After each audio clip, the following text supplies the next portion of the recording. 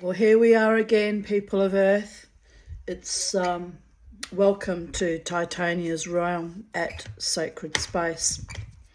It's the 24th of August 2024 and the time is 11:55 a.m. So I'm eating chocolate covered raspberry stick, which is quite yummy. It's the second one. It's the last of them. Being very naughty eating lollies, but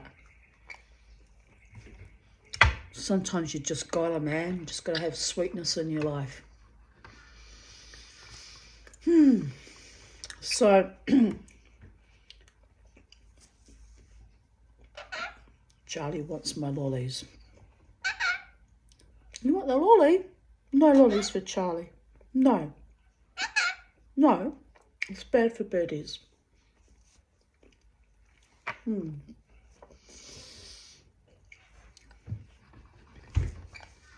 So today's journal entry of even date is titled "It's for the Birds."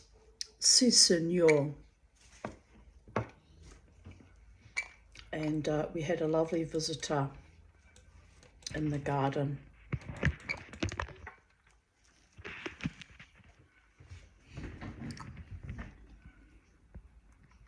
A galah. Hardly ever get galahs coming to the garden now. I don't know what happened to them all. They must have moved on to some other territory. But it was a beautiful bird.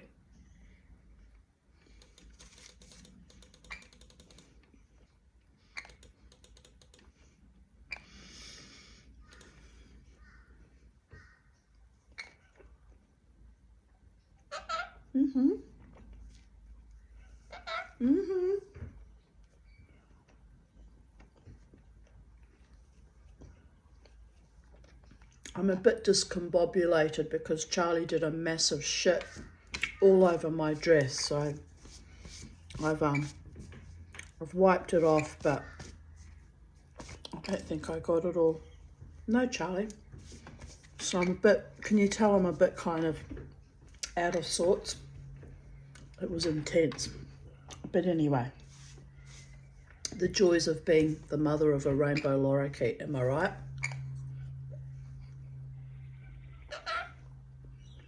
She's a grotty bird. You're a grotty bird. You are. You have no idea how completely grotty you are. You think you're cool no matter what. I guess she kind of is cool no matter what, really. We'll let it go. Shits happen.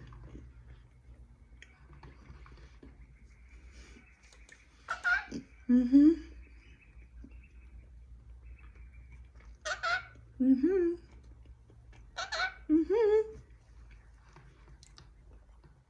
24th of August 2023. I know. Talking with my mouth full, chewing on lollies like a child.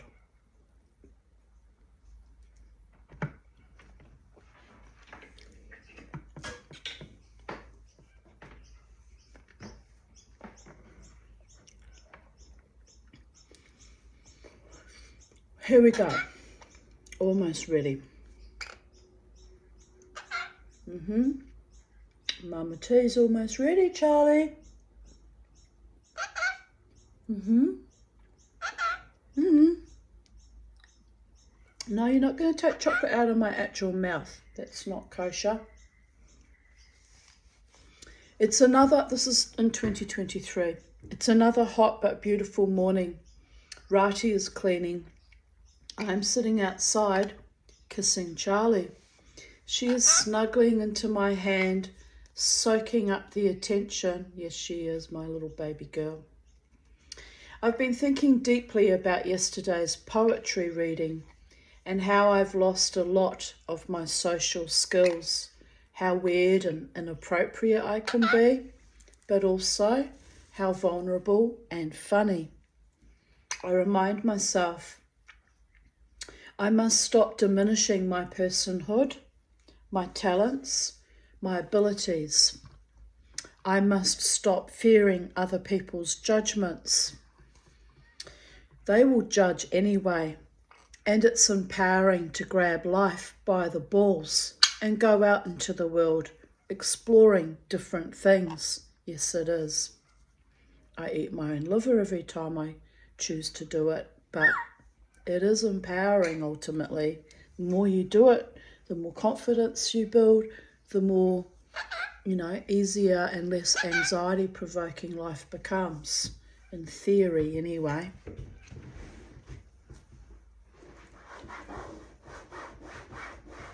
Charlie, that ass is just, it's too much, Charlie. But anyway. It was soul nourishing to be amongst intellectuals and artists and writers. I had not realised how I had missed that kind of interaction, even though I fear looking silly or less intelligent or just plain annoying. I had so many lovers and others close to me over the decades, erode my confidence, my dignity, my very personhood, that it was a mammoth effort to put myself into a strange setting last night. But I did it, and with time I will gain more confidence and feel more comfortable, or so I hope. I'm going dancing on Friday night, so that will be another space I will have to acclimate to in a different club. But I have been to that club before, and alter egos are playing, so I will be amongst friends.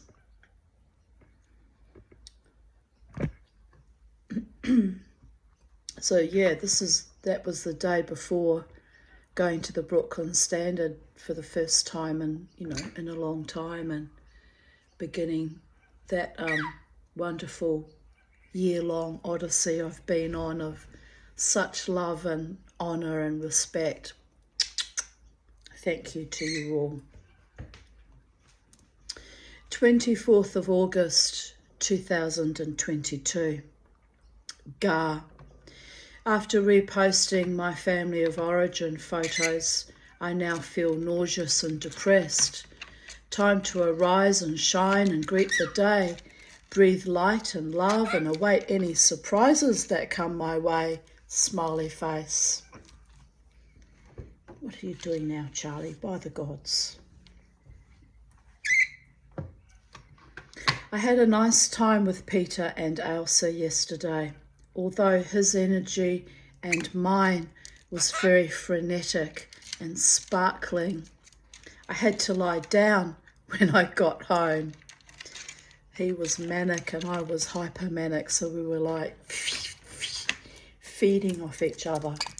He's a lovely man, but we have a very unusual energetic kind of, it's a very, I can't describe it. We are friends, like nothing sus people, but when we get together, we kind of, not feed off. I kind of think of it, that game with the tumbling monkeys where they're kind of clambering over each other, and we're so excited and we're just kind of playful and frenetic and sparkling. I guess that's the best way to describe it. It's unusual. It's an unusual connection. And, it's safe. Like, he's not sleazy with me. Although, because he's a man, every now and then he'd drop the vague little hints and I'd be, I won't be going there, girlfriend. But he's a lovely man. And, at the time he was dropping hints, he had, temporarily separated. And I said, I won't be going there because I know you'll be going back to Robin, so just behave yourself. And I nipped it right in the bud, But he is a lovely man. I'm very fond of him, actually. And I was very fond of his mother, and I'm fond of his partner, Robin. And I missed out on seeing them yesterday. I don't know what happened. I was out, so I'm worried actually that they might have come around and I wasn't here, but there was no, you know, messaging or phone calls, so I don't know what happened there. Anyway, hopefully everything will be, you know, copacetic and everything's fine.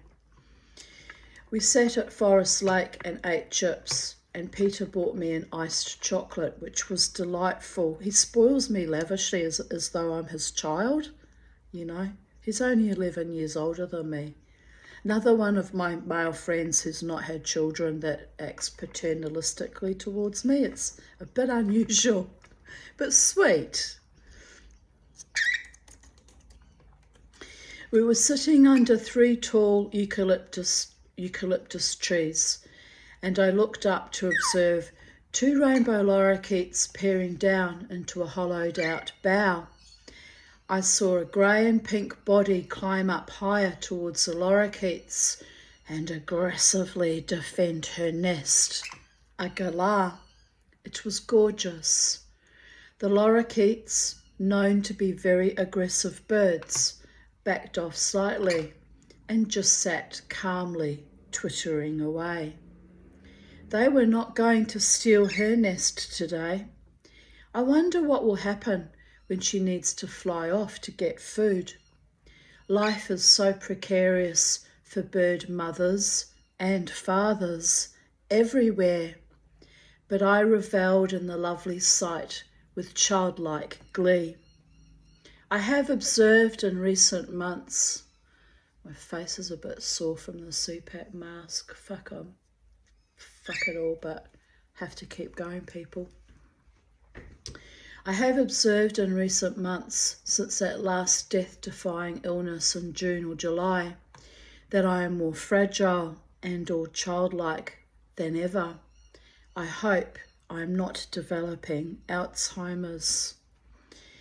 But it's lovely to see the world with fresh, wonder-filled eyes again.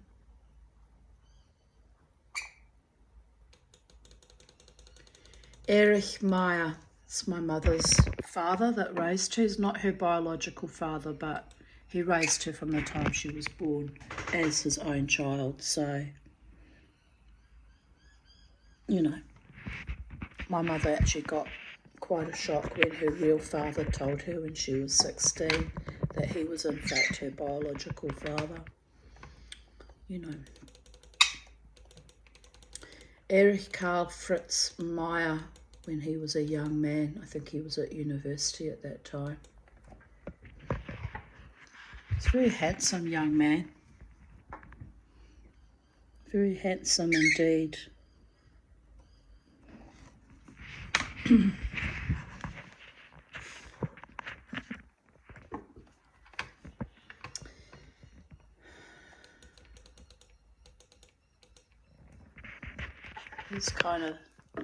It's hard because these photos on the laptop turn out so large that you only get to see half of it at a time. There's him with his hand in one pocket, trying to look debonair and cool. As debonair as cool as you can look. Back in what would that have been? The early 20s perhaps, or even before then. So, it is what it is, babies. Gisela Phillips and Cornelis Kees van der Graft.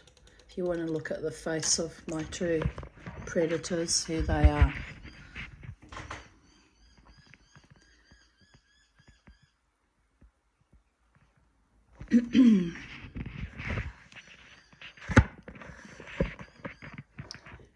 Can't work out if it's a birthday party or if it's can't see a Christmas tree. That would have been taken in 74 Seymour Road when we came to live with him in 1974 in Melbourne, Victoria. In Elstonwick, Melbourne, Victoria, because I recognise the wallpaper and, you know, what have you. Very basic furniture I must have cobbled together to have there for us when we arrived from New Zealand, am I right?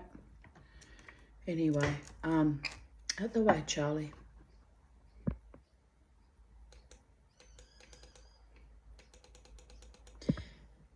Angela, Eva, Ida, Peda, and Tanya Desiree Phillips, Gisela's daughters.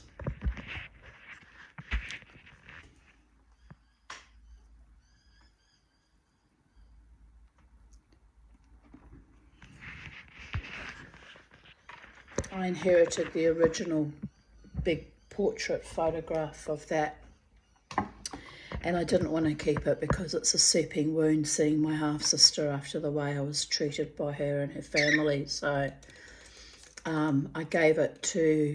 offered it to her half-sister. They have the same father but different mothers, and Heidi, and she was grateful to take that photo because she said, I love you both and I'm happy to cherish and honour that photograph, whereas I know that Angela would not have wanted it because I was in it, and I felt the same about her being in it, and without having to mutilate the photo and delete one of us out, which is kind of childish anyway. I thought someone needs to be the caretaker of that lovely moment taken when we were still loving on each other, am I right?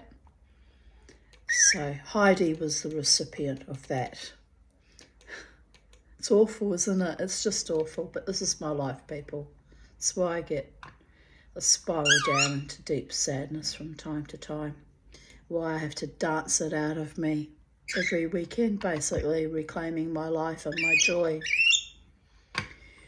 Gisela with her motorman, tram driver and fellow conductress. It got cut off a bit, so I was having trouble reading, but my mother was very famous in Wellington when she worked on the trams because she was such a femme fatale, even in that not very particularly sexy uniform.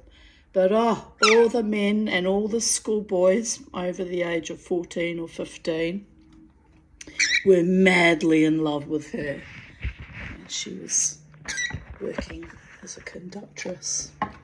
It's kind of funny when you think about it. Gisela and Hans Peda with their daughter, Angela, Eva, Ida, Peda. This was my mother's first husband and her firstborn child, Angela. My mother, as always, dressed very glamorously. We like to dress nice, Mum. I've got that in my built into me too. We like to dress glamorous. My sister's the same, and half sister is the same, and Jasmine's the same. Crystal's likes to dress beautifully too. We all have that kind of, need to feel glamorous. Eva August, and it will come from this woman who was very glamorous and elegant indeed. Eva Augusta Meyer, my mother's mother. I think I've shown you that photo before in other journal entries. It's come up before. It was before, she looks quite young there still, before she got her face cut to pieces when the glass conservatory broke apart after a bomb landed not far away. So, yeah, not nice. Gisela Meyer and her mother, Eva Augusta Meyer, née Kissau. And my grandmother there has a traditional Tyrolean kind of hat from the south of Germany. It's hard to tell, see it with Charlie's tail in the way. Come on, Charlie, move your tuchus. Anyway, can you see it? I find it kind of interesting.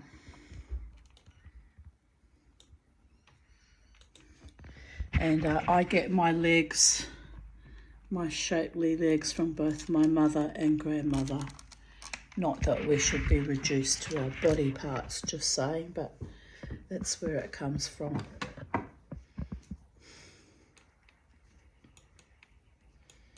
Here's another photo of my grandmother. I mean, bear in mind, I never met this woman. She suicided in 1949, 8th of March 1949, so...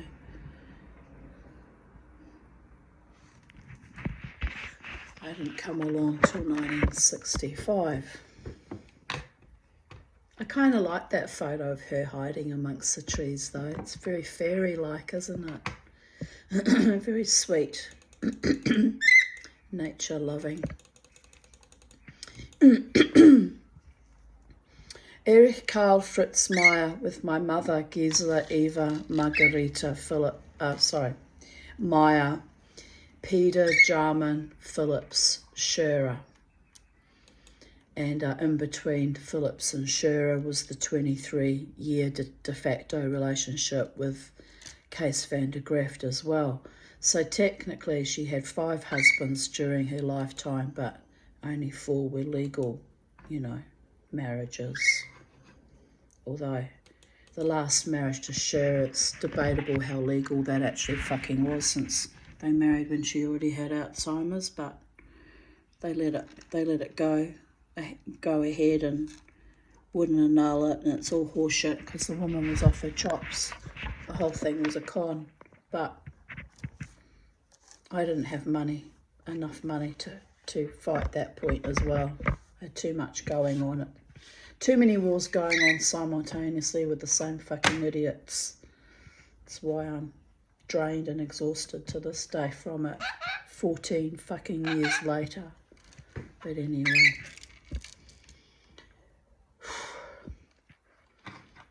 Yes, my little darling. Yes, my little darling. Jeff Brown writes, "Don't allow someone's silence to imprison you in a museum of old pain. As many of us have found out, silence can be violence when it is used in an effort to wound. It is one of the most potent ways to cause deep suffering. And it's a very effective strategy, particularly when utilised on highly relational beings. Because highly relational beings are built for dialogue. They are ready, willing and able to process the material that comes up between them and those they are connected to. They don't know any other way. When they are denied that opportunity, they suffer. And not just on an emotional level. They suffer immunologic. I can't say that word, dear goddess. Immunologically as well. Yes, got there in the end. They become more at risk of disease when the bridge to expression is blocked. Because all those unsaid words and unprocessed feelings congeal inside, weakening their physical well-being. If you are someone who is still carrying the remnants of unresolved material that was denied expression by silent treatment, do your best to move that material through you.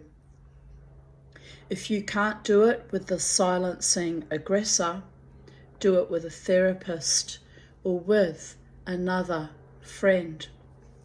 Don't allow someone else's silence to imprison you in a museum of old pain.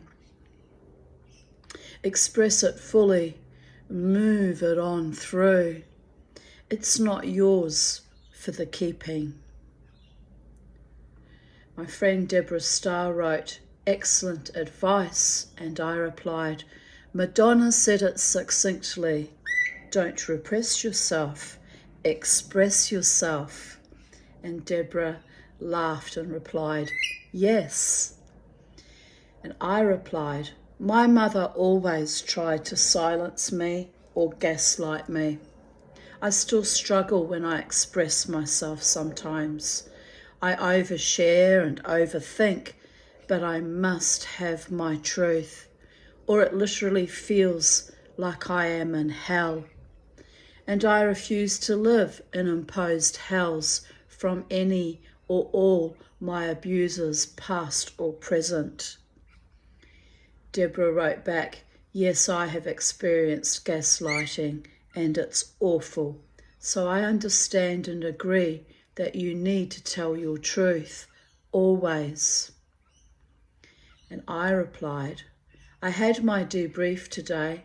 My psych proudly informed me he has another patient with fibromyalgia and trauma issues who he has succeeded in weaning off psych meds. She is using CBD oil instead. I couldn't afford it, but I'm managing my CPTSD okay without any drugs. I told him I'm proud of him for actively healing his patients. And she replied, great, so many of us are living with fibromyalgia and PTSD. Really, it's not much fun, that's for sure. Anyway, chat again soon. Hugs. And, so let me just scroll down a bit.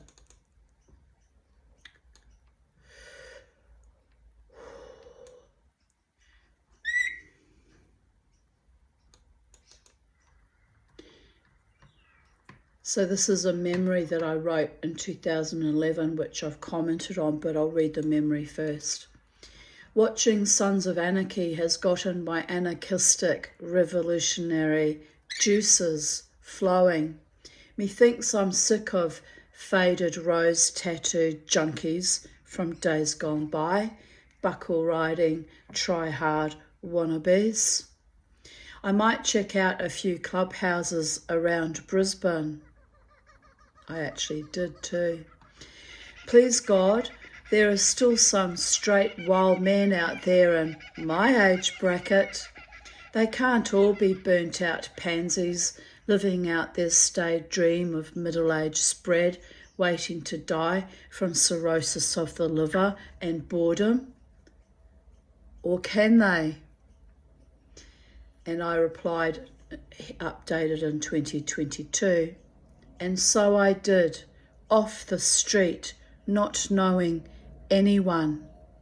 A very courageous and or foolish, but astonishingly courageous thing to do, especially as a woman.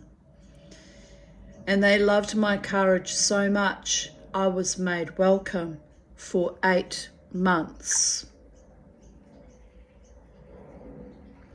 24th of August 2021 at Margaret Jakovac. Exciting news. Today I received my first payment for my weird, and only payment by the way, for my weird trauma processing writings. Mostly status updates and memories from my Facebook page. US $25. I'm delighted as I have never been paid for my writing before. It feels amazing. I thought this would give you a little giggle. Your childhood friend is finally becoming an adult writer, laughing my ass off. Here I posted some photos of me with Peter and Robin's little dog, Miss Coco. I was actually adult sitting Elsa at the time, but getting lots of love from little Miss Coco. Oh, she's just so gorgeous. Such a gorgeous little good dog. Loves her Auntie Tanya. Loves Auntie Tanya. I got caught in the rainstorm just putting Bobo and myself in and out of the car. Brechy wrote, is that black dog Coco? What kind of dog is it? Looks sweet. And I replied, she is part poodle and part shih tzu. She is obsessed with me. And Brechy wrote, adorable, both of you. Peter, her owner, came past my house this afternoon. It was a bitterly cold, blustery day. Coco was fighting to get to me, even though we already had cuddles this morning. Peter said, Just look at her desperation. I replied, she's glorious. He bundled her into my arms from across my fence, but I had Charlie on my shoulder, so Coco was jealous and uncomfortable. So we had a quick cuddle, then I handed her back to her owner. Brecky wrote, I have great experiences with Peters, always good persons for me, but I love Coco. And I replied, yes, I have 2 friends named Peter, both very fine men. Carding the last of my sheep fleece. This is in 2021. Oh my goodness, that was a task. It took me 3 weeks, I think, in total to card it all. And the alpaca fleeces. And then Lynn said to me, only a couple of weeks ago, would you like some more fleece, Tanya? I was like, no, I still haven't spun all the last fleeces I got given.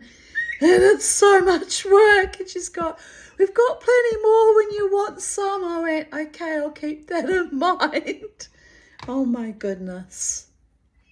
Oh yes, here's the rest of the photo. I've got all the wool at my feet, and the fluffy stuff on top is the bits I've worked on. Oh my goodness. You really appreciate why it's so expensive when you buy pure wool, when you have to do all the work yourself. By the gods, it's intense. Watching fantastic fungi on Netflix. Is it fungi or fungi? I guess it's open to interpretation.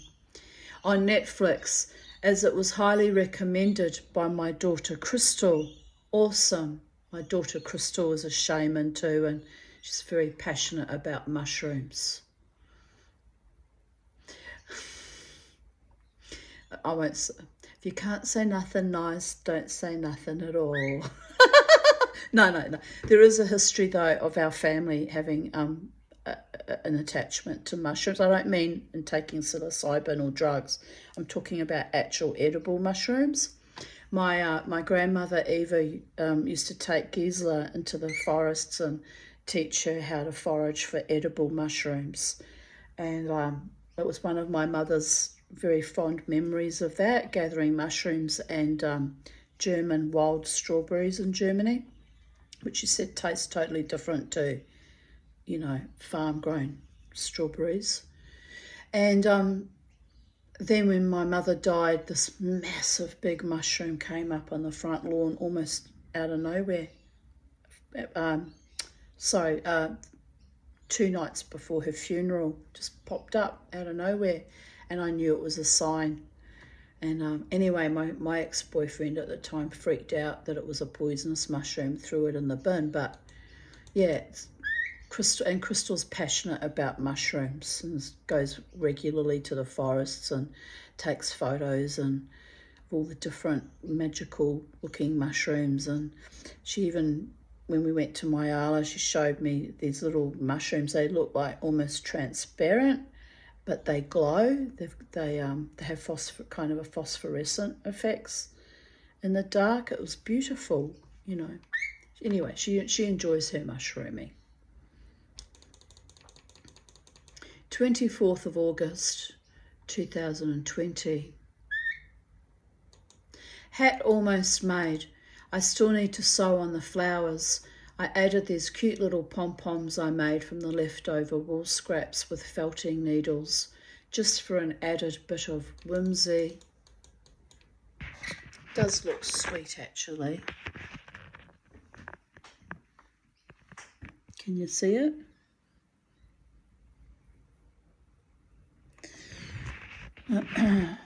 Don't even remember who got that fairy. Someone. I gave it to someone. I made 23 fairies, didn't sell any of them, gave them all away. Some of the people that received my fairies didn't appreciate them, so I was fair pissed off about that, because each one takes a week and a half to make, hand knitted, with my arthritic hands. Yiddische Mama guilt trip impending. But you know, it's not nice to do that when someone makes something for you, a handmade thing, and you dishonour it. Rachel Walsh wrote, "How beautiful, Tanya, you're very clever indeed." And then I posted another photo of the finished hat.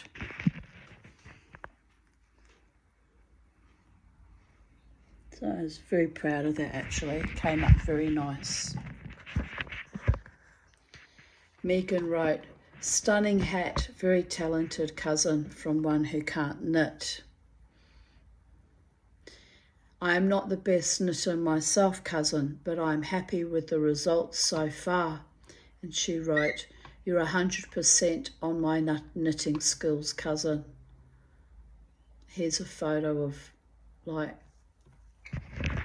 the work in kind of progress.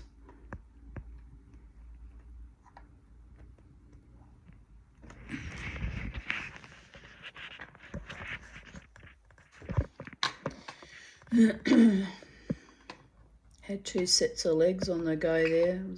Had already started another one. Oh well.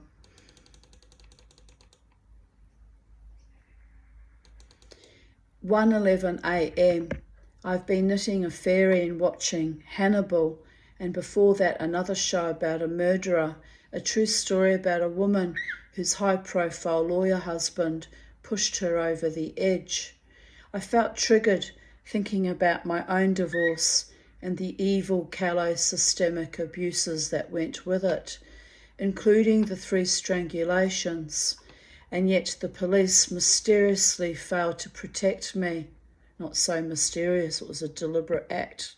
Vicious they were. The actual survivor, and slapped DVOs on me instead. Oh, the irony. So yes, for those bogus DVOs, I have a few regrets that certain monstrous people who damaged me and my kids are still alive.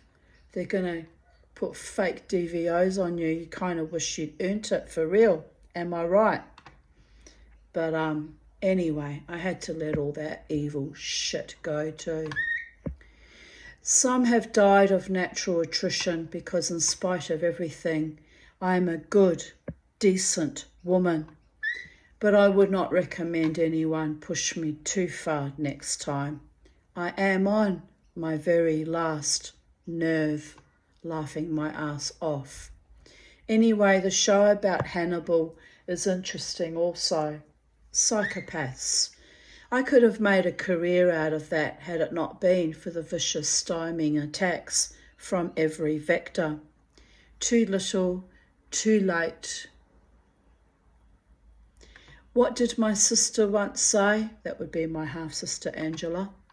A mind is a terrible thing to waste. That's how she used to talk to me, like I was some kind of moron or idiot, or some misfit. She was that condescending and evil. My mind might have been more plastic had she protected me as a child. But then, who knows? Some things come down to fate. I am alive today against all odds. No career, no partner, no money, only a tiny support system. Watching it all crumble to dust like vaporized shit. But out of shit, beautiful things grow. I guess it will take my own transformation, metamorphosis, very likely after my own death, as I cannot make it in this life. Time will tell.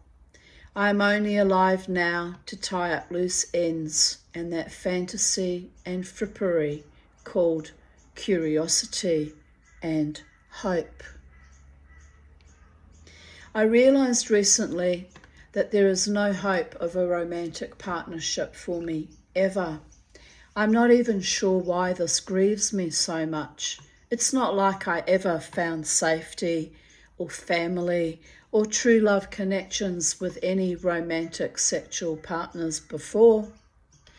I have never needed to lean on anyone, as I learned early on that was always going to be dangerous for my heart and mind.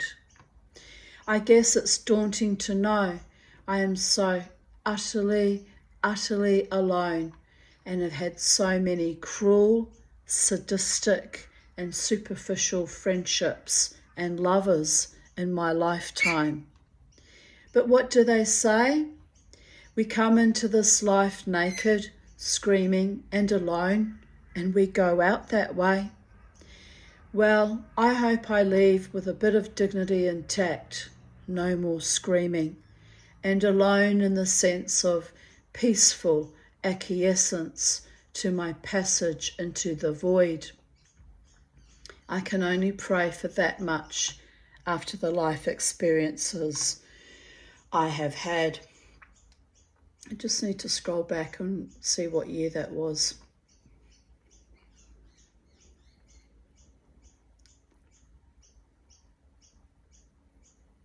Come on. 2020. Interesting.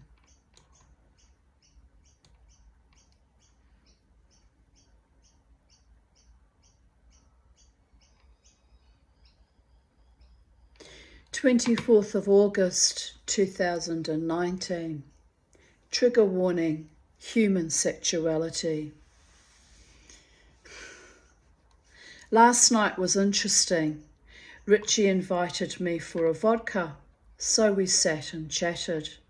He admired my Mexican embroidered skirt. I told him it was from a Mexican dress I wore when I was 16, that my daughter made into a skirt for me. I've read that before. He was amazed that I'd kept it that long. I said, I never throw away anything of intrinsic, beautiful value to me. He replied, wow. I told him how my ex-lover sat next to me in a drumming circle last Sunday with his girlfriend. I said, to be fair, he might think I went there to stalk him, as he might be a regular there, and it was only my second time in that space. But it was weird and inappropriate for him and his girlfriend to sit next to me. I said, I'm still mysteriously in love with him after almost 6 years of epic, cruel bullshit. This was, I remind you, back in 2019. So that's finally, gone out of my heart, mind, body and soul complex. Praise all the gods for that. Put a lot of work into eliminating that out of purifying myself of that. It was that fucking evil. Richie said, I know you women have such pain. You are not like men who don't give a fuck. Like people don't want us. We just fuck someone else. We can handle rejection. Like when some women reject me because they prefer tall people. I just say, okay, move along then. I grinned, not at first realizing he meant me. Then he said, let's dance. I really like you, Tanya. I like your strength. You just don't give a fuck. Just carry on, no matter what. I said, I know. I nearly died in that last surgery. You pointed the bone at me with. I know I could go at any time. So yeah, I just keep dancing and loving and living no matter what, even if it hurts. Richie said, we all gonna die sometime. I looked deeply into his eyes. Yes, we are. So let's dance. Zero fucks given, for I have been fucked over quite enough in life. So we sit back down in my spot. I turn to Richie and say, you know, Richie, you are very psychic. Tell me what you think the ex's next trick will be. I am intrigued if nothing else. He laughed. Oh, the tall, skinny one? Dunno. I said, What? How do you know he is tall and skinny? He said, I saw him one time when you said your ex-lover was here. I said, but I didn't point him out to you, so you are very smart to guess who it is. Then I burst out laughing. Zero fucks. We danced wildly, rejoicing in our healing and in our freedom. The albatross of Dave slowly leaving my heart.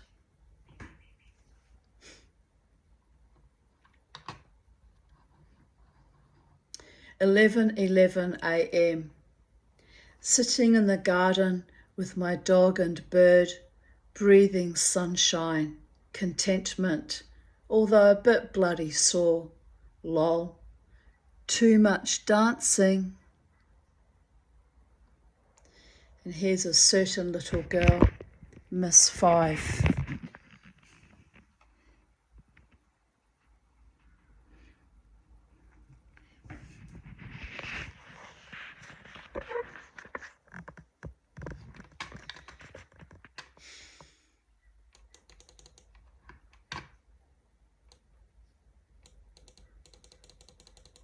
Before I went for a walk this afternoon, I had been napping for 3 hours. I had a dream that a young, beautiful, heavily pregnant Aboriginal woman was lying in my backyard, naked. I went to her and saw she was in labour, but she told me the baby was premature. I palpated her stomach like a midwife, which is odd, as in real life I would not know how to do that, lol. I started to panic. I said, the baby is indeed coming. Her eyes rolled back in her head and blood started to stream from her nose and mouth. I screamed and ran into the house to grab my iPhone, but was so traumatized I struggled to call 000. I kept putting in wrong numbers. I was panicking, but the dream ended without me knowing if the young mother survived or died. I hate when that happens. I woke up feeling I had let her down and not being able to call an ambulance. Fuck! It means I will have to lucid dream next time to change the outcome. Maybe it was a spirit of a woman who died in childbirth, or maybe it is some other message for me. But yes, intense. I just came back from a walk around the block with Charlie and Beauregard.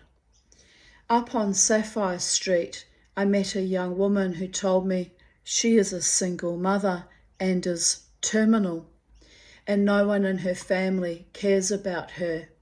I said, it is a cruel society.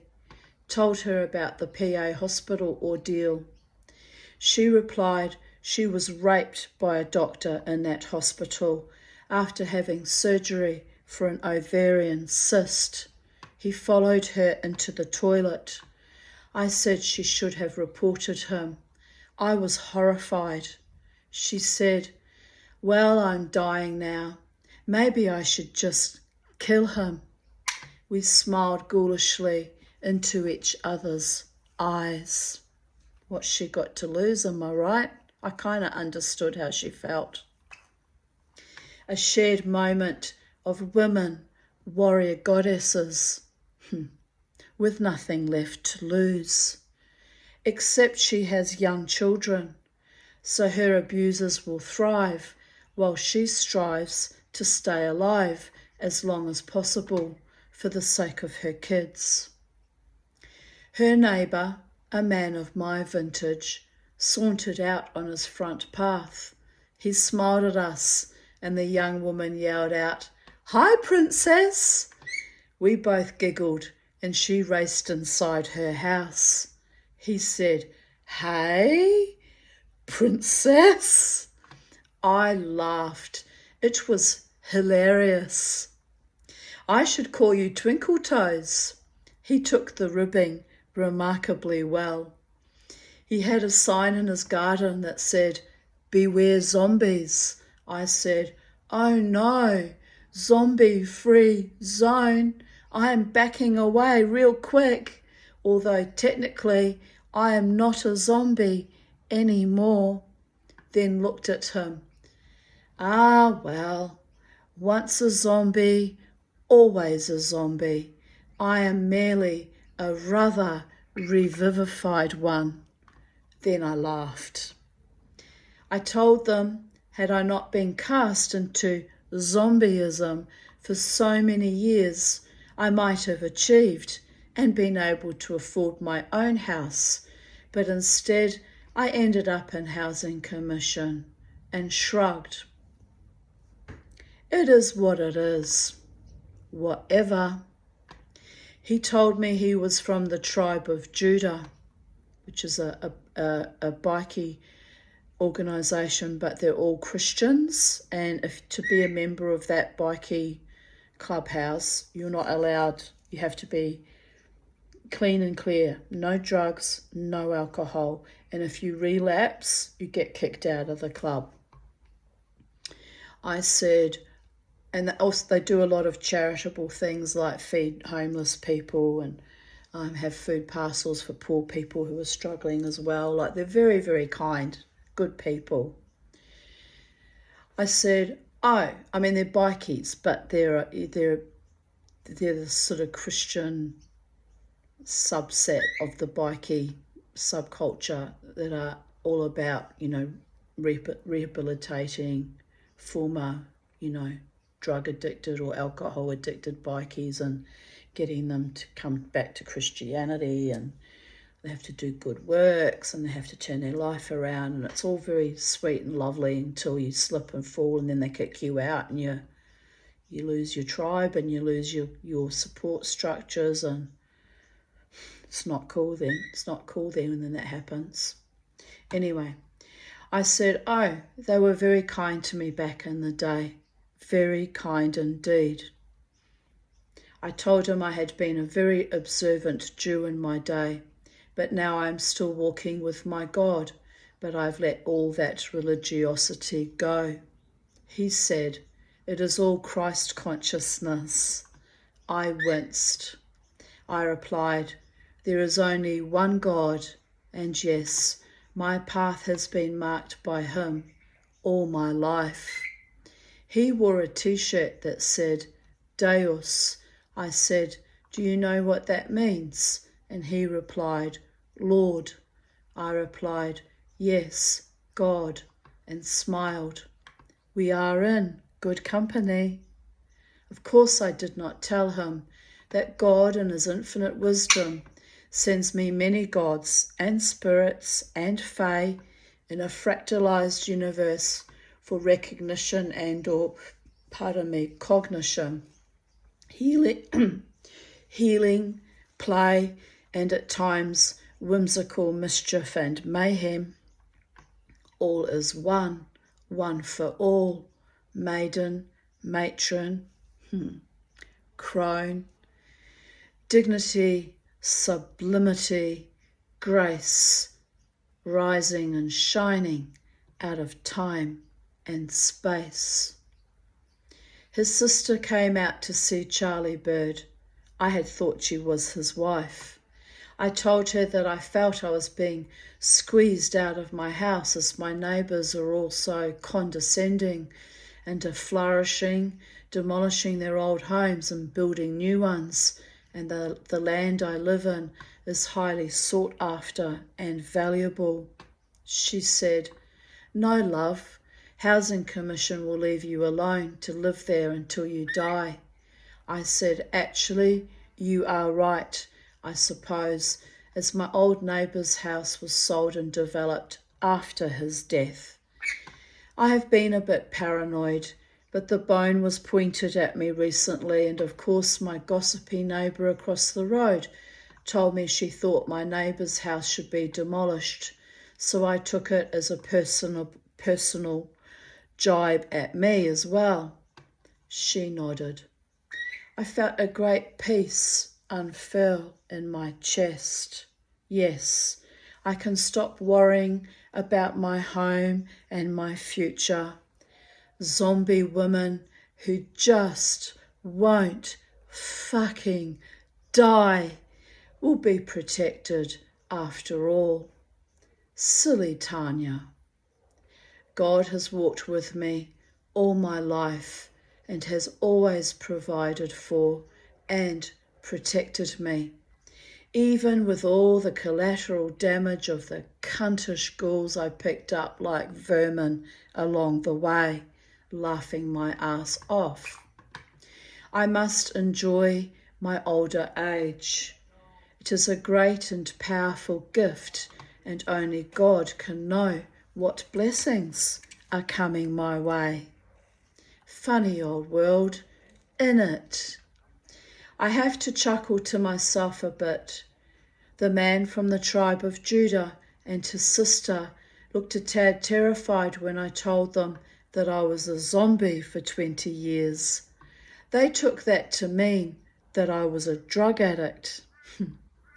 I know bikies who join the tribe of Judah have to quit all alcohol and drugs and attend church every Sunday, also volunteer their time to provide food to the homeless and poor in the style of Jesus. I know this because a former member of their church was the only man who offered to protect me back in 1998 to 1999, when myself and my children were being threatened every day for 18 months, and Queensland Police refused to help me. He was brave and said he admired my strength. Another bikie admiring my strength, am I right? And did not know how I was surviving that hellish existence. He offered to murder Terry for me. I demurred. I wish I hadn't now. By the gods, I wish I hadn't. If it went wrong and he got caught, we would both be sitting in jail, and my freedom was more important. Also, some things are better left to karma. But he was a good, kind man who eventually got kicked out of that church because he relapsed into alcoholism from the stress and trauma he had witnessed me endure, i.e., it triggered him severely. Now that is twice in recent days I have had cause to be reminded of my bikie, earth angel friend, Glenn. Perhaps he has died, but I honour the memory of one of the truly decent men that crossed my path in my life. Most church members have been former convicted prisoners, but are often very good men when it comes to protecting women and children. I'm thinking that a dark energy has been dogging me this year, trying to pull me into the void. It was touch and go the night after the last surgery. I was made to fight hard for my life, literally. Even Richie had quipped a few weeks prior that he was getting libations ready for my funeral. I had not even been booked in for surgery when he said that. But yes, I am back and still reintegrating my spirit. I must remain strong and positive. I cannot afford any more psychic fleas. I joked with Richie last night. How is the stockpiling of booze for my funeral going, my little bone pointer? And giggled. He scratched his head. I think I have enough for now, I replied. Good, that'll do. Enough. Whatever. 24th of August 2018. I require urgent prayers for a dear friend of mine on Facebook. She is facing homelessness with her 2 sons. She has serious health issues and has escaped a domestic violence situation. She lives in WA. I am worried for her, indeed. 24th of August 2017. I woke up to a wonderful thunderstorm and rain at last. Good evening. Later I wrote, the rain stopped already. The skies are stingy these days. Sad face. Oh, got pain in my jaw. Jesus. Hope it's not another tooth going bad. It's all I need. Hurts right in here. Not good. Anyway, 24th of August 2016. It has been 12 months and 2 days since I tried to kill myself. What can I say? Still here, rather inconveniently. Still struggling with health issues. Still holding on for better times. Sitting on the couch with my Beauregard. I have been unwell this afternoon, so we are resting and watching TV.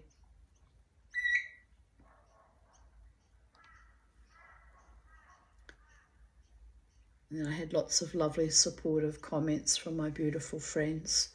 Then I wrote, been watching Grand Hotel. It is Spanish with English subtitles. Takes a bit of concentration, but set in Edwardian times, and the costumes and decorations are lovely to look at. I am also learning Spanish by diffusion. Vamos, go. Aliente, come in. Hoy no lo sé, similar to French. I don't know.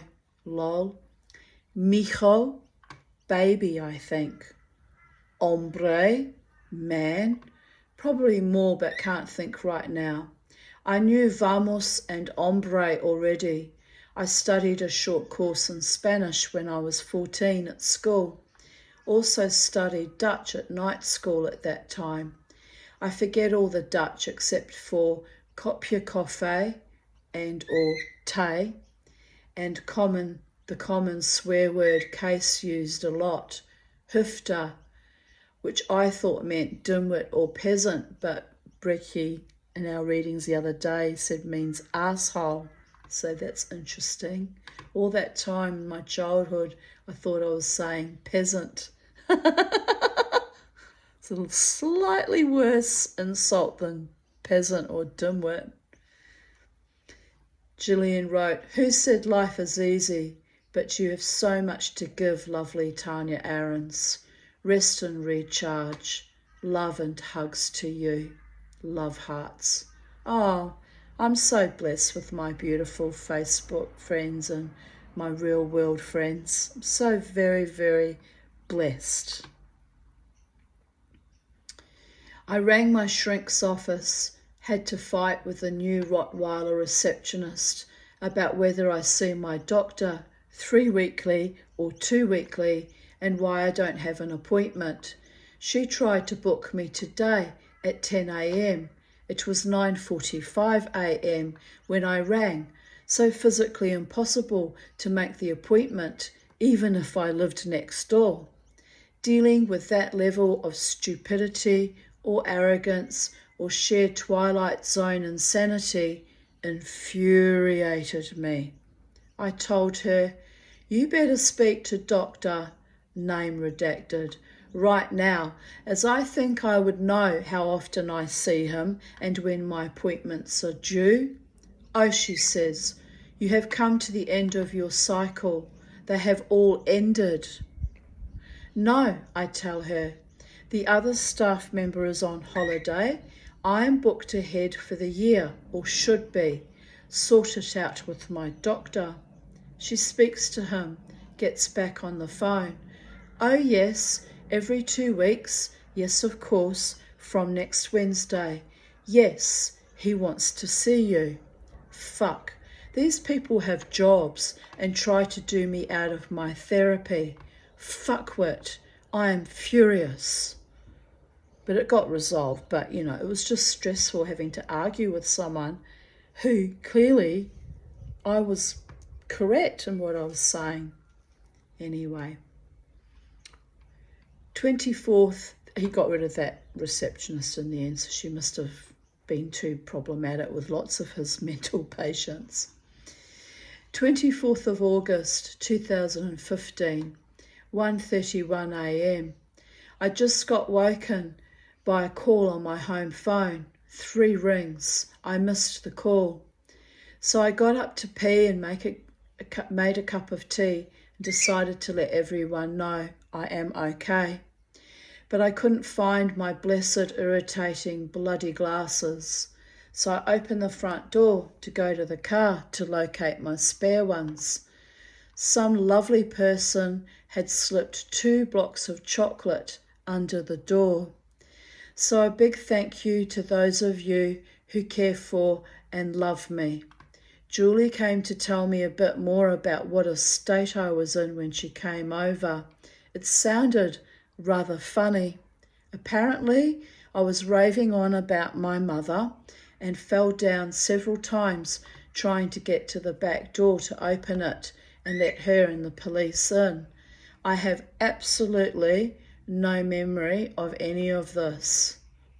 She said I was abusing the Holland Park police and she had to tell me, be nice, these are not the Brisbane City assholes, these are the good guys, which is even more amusing given how Holland Park treated me like an animal when I had been sexually assaulted and tried to lay a complaint. Oh, the irony. Anyway, I don't hate all police, just the ones that lie to my face, treat me like a criminal and fine me for demanding they come to my assistance and then allow the casino security to assault me. They tried to break my wrist, then call me a liar. They even lied about the CCTV tapes. Anyway, I am over it now. Women are hated and detested in the city and country. Domestic violence is out of control. Violence in public venues is out of control. And I am well aware that even though I dance in a primal, manic kind of way, which men find either tantalizing or threatening, that I have been a source for good most of my time on my nights out, making sure the women around me are safe. When it comes to my own safety, I am demonized. Hell, a few 100 years ago, the pricks would have burned me as a witch for being strong, independent, and a fighter. Fuck them. A big thank you to Julie and Karen, who brought her little Ava all the way from Bracken Ridge to visit me today, and to the lovely person that left chocolate. Jared and Sally came to the hospital yesterday. Rachel was rounding up my chickens to get them to bed in their coops, which was not easy, lol. I am lucky to have so many people love me, even though I am an end-state crazy chickie after decades of trauma and stress. They still get me and love me. That is truly beautiful. I have given Julie a spare key, so if I lose my keys or anything like that happens again, I can get back into my house. My iPhone is still dead, so I was unable to call anyone to help me get inside. Miss my phone. Hopefully in a few days it will work again. If not, hopefully Optus will replace it, even though it is already a replacement for the last one that the screen got smashed. So I'm not communicating as much as my phone is like my muse, so you can have a rest from me driving you all bonkers every day. I love you all. Kiss, kiss, kiss, kiss, kiss. Tarina wrote, dancing is such a release. I think the difference is we dance because we love to, and it's a release. We are not dancing to attract guys. However, as was seen on Friday night, the guys do come over and dance with us because we are no threat and we are not after them. It's a relief for them to just have a dance with safe women who are not on the hunt. Yes, we are a real threat to those women, but not in the way they think we are. We threaten them because men can see what they are after, because we don't behave in that way. They can see the joy and happiness in our faces, and they want to be part of that. So of course they are going to be jealous. Believe me, I have been doing this for 14 years all over the world now, and no matter where I dance, I have the same result. At Frankenstein's in Bali recently, I ended up dancing with a huge group of men celebrating a 40th, as well as the zombie dancing crew. They asked me how old I was, and when I told them my age, they were amazed. 50 in Bali is quite old apparently. So after they decorated my walker with zombiness, and away I went, lol. Here's my beautiful friend, very beautiful friend, Tarina Edwards, with her zombie dancing friends.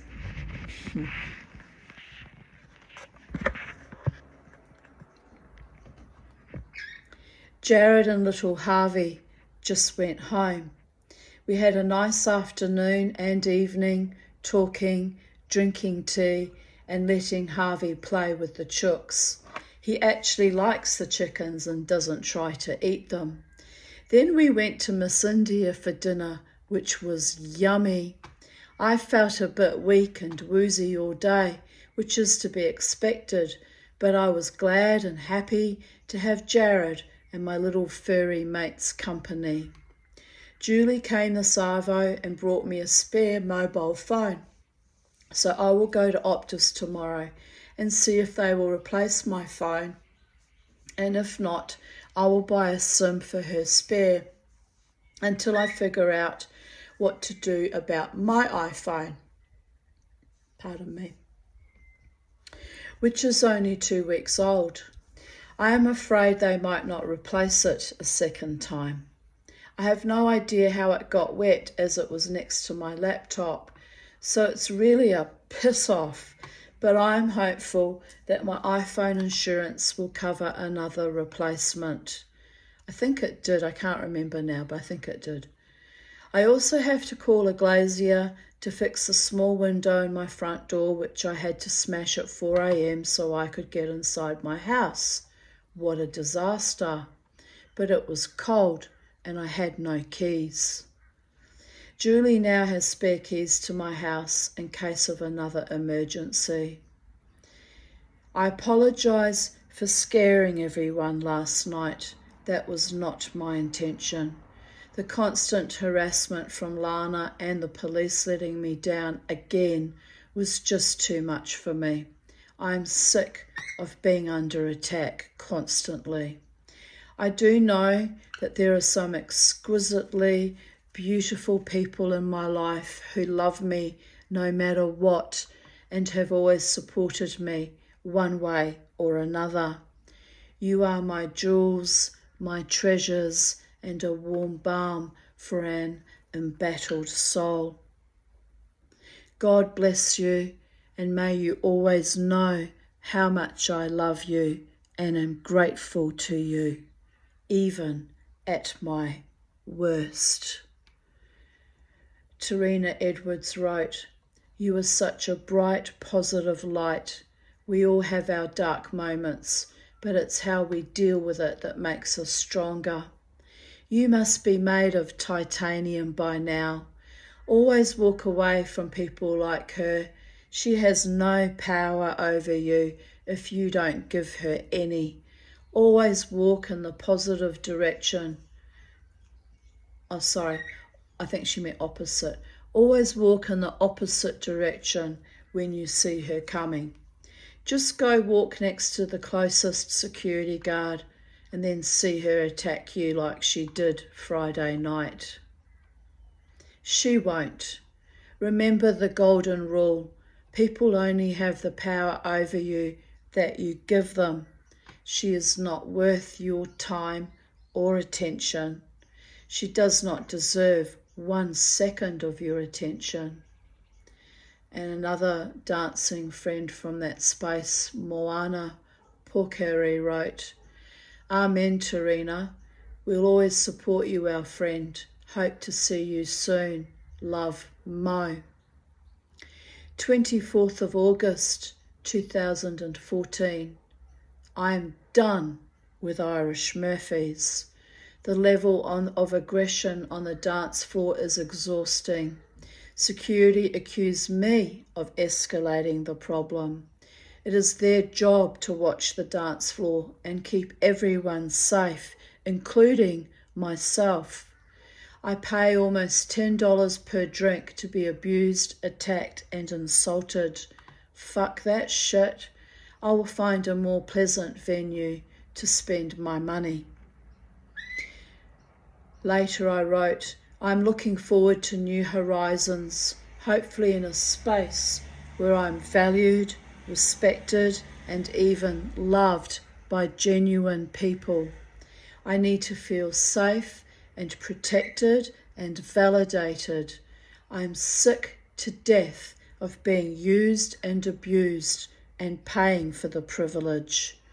Things are going to have to change dramatically. I deserve better treatment and I insist upon it. I will not lie down and take it up the arse, figuratively speaking, anymore. I've had to fight too long and hard to let anyone, friend or foe, do that to me. Frankly, if I have to live like that, I would rather die on my feet. I will be exploring new, safer venues. I'm upset to be leaving my favourite pub in the CBD, but the clientele are bestial at best, and it is distressing to know that the security don't support me in my efforts to protect both myself and my beautiful friends there. Naturally, I will miss my favourite bands and some of the awesome bar staff, especially Emily, who was lovely to me. Lovely girl. I miss you, Emily, to this day. You were a sweetheart. But I don't need this amount of stress. I'm not keen on moving my social centre to the valley, but I've never had issues of violent aggression, threats, or acts of abuse, sexual, physical, or otherwise, there. So I will probably take my business to Alfred and Constance, which is quirky and chillaxed and suits my personality, and see my favourite live bands when they play at the Elephant. I may try different venues also. I feel I need to spend my time in an arena where I am well regarded and respected. I have heard that some great bands play out at Acacia Ridge Hotel also. I miss seeing the Radiators recently. To be honest, I had more respect and fun hanging out with an outlaw motorcycle organisation for 8 months than I have been treated anywhere else. Yes, it went bad at the end, but not due to the old guard or the president, who admired and treated me with loving kindness, but due to the young guard who were in effect taking over the organisation, which, as the young often do, led to the fuck-ups that brought all bikies into disrepute and led to a fascist government policy that is grossly unjust, in my opinion. Wild men and women get me. and appreciate my trauma issues, probably due to the fact they also had difficult lives. Mainstreaming with geeky, creepy, and moronic men is not my style. I simply won't be bullied. I'm considering joining an Australian chapter of Bikers Against Child Abuse, BACA or BACA, if there is one in Brisbane. I did actually email them or send them a message, but I never got a reply. So maybe it's only for people who actually, belong to another bikie organisation or have a bike, or there must be some criteria. I don't understand. I should have been the first on their book, since I'm a survivor and have that history, and so can advocate and fight for fellow children in that situation. But anyway, it didn't matter, because it's probably good that I didn't get involved anyway, because to be fair, it would have been constantly re-triggering anyway. Then I could be involved with a group of like-minded people interested in protecting children and their families from their abusers. I want to be around loving, kind, non-judgmental people who are actively supportive. Men in suits and pubs threaten to rape and bash me or fight me when I give them a definitive no, verbal or non-verbal. Wild men never do. The age of barbarism is upon us, and I will play and fight my way as always. Respect me, my friends, my personal space, and keep the fuck out of my way if your intentions are less than honourable. That is my code. Later I wrote, can hear I'm spiralling with distress and trauma and rage and the whole Megillah. Can anyone in Byronshire assist me with any possible accommodation options? 26 years of hell in Brisbane is too much. Try 36, baby girl. By the gods, I'm strong. I would need 1 to 2 bedrooms and enough land to keep my cats, chooks, and 3 goldfish ponds. I want to be near the sea.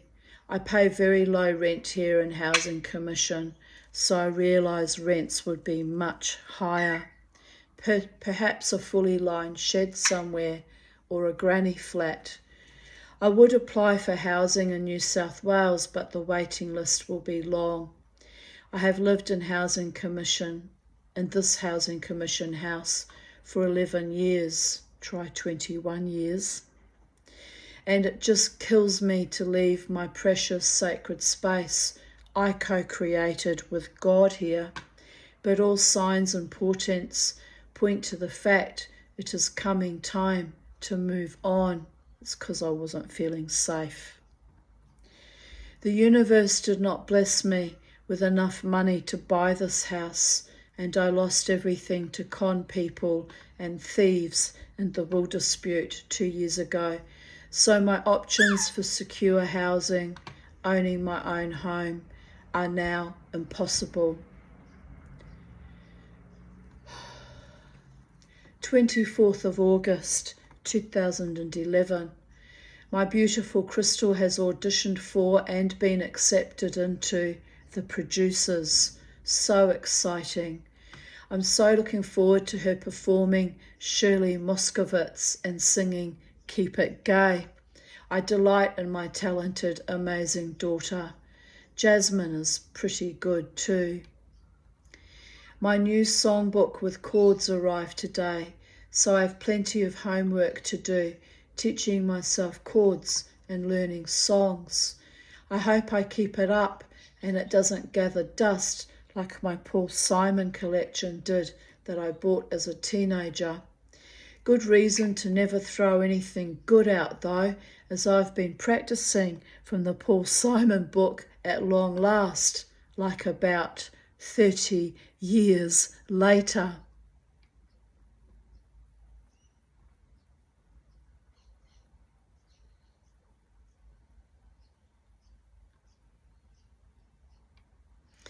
So here I repeat that thing I read earlier about watching Sons of Anarchies and getting my juices flowing and wondering if there were any straight wild men out there in my age bracket, or if they were all burnt out pansies living out their staid dream of middle-age spread, waiting to die from cirrhosis of the liver and boredom, or can they?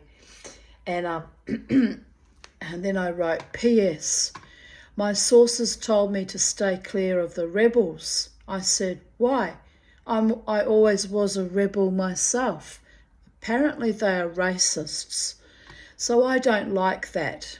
So I have to find another club that is all embracing and inclusive of my special brand of anarchy.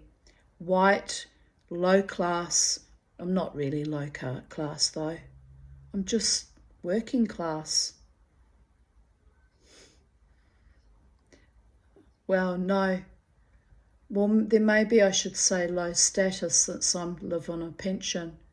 But I'm not low status in my energy. I'm very high status. I'm very powerful indeed. Anyway, I don't know what to do with that. So let's delete that out. White, Jewish, witchery, living as the property of the Australian government and loving it, lol, wish me luck.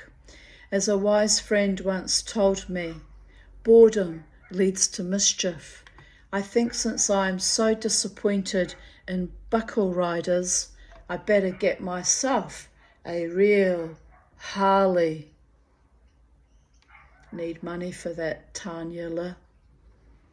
Then I posted a quote by Dwight D. Eisenhower, originally posted by Tony Childs, the singer Tony Childs, House of Hope fame in Zimbabwe and all her modern, creativity as well. Every gun that is made, every warship launched, every rocket fired signifies in the final sense a theft from those who hunger and are not fed, those who are cold and are not clothed. This world in arms is not spending money alone. It is spending the sweat of its labourers, the genius of its scientists, the hopes of its children. This is not a way of life at all in any true sense. Under the clouds of war, it is humanity hanging on a cross of iron. And thus concludes today's readings of even date, the 24th of August 2024, and it's now 1:22 p.m. and I'm going to take Charlie out into the sunshine. I might even sit on the ground and do some grounding, even though my back is kind of aching now. Do me good to be out on the earth, being a shaman and a daughter of the gods and a child of the multiverses. So on that note, have a beautiful day wherever you are in the space-time continuum, in whatever existence you're in, physical or non-physical, and may peace reign in all worlds, paradigms, planets, solar systems, multiverses. Shalom. In fact, today is indeed Shabbat, so Shabbat Shalom. Don't start a Shabbat Shalom line though, because I'm old now and I probably wouldn't be quite so amenable to it as I was when I was a young girl. So Goddess bless, and stay in love with your true beloved ones and let everything else slough the fuck off. Just saying. Enjoy the beautiful sunshine if you happen to also live in Queensland or Brisbane, Australia. And I guess, in the Northern Hemisphere, some of you are starting to feel the chill starting to set in with autumn. So wherever you are, whatever day you're having, make it your very best and extract every moment of joy and peace and success and, yeah, contentment and happiness and love out of it, because that's what you're here for, people. Love is the law. Love under will. So, bye for now. Speak to you again tomorrow.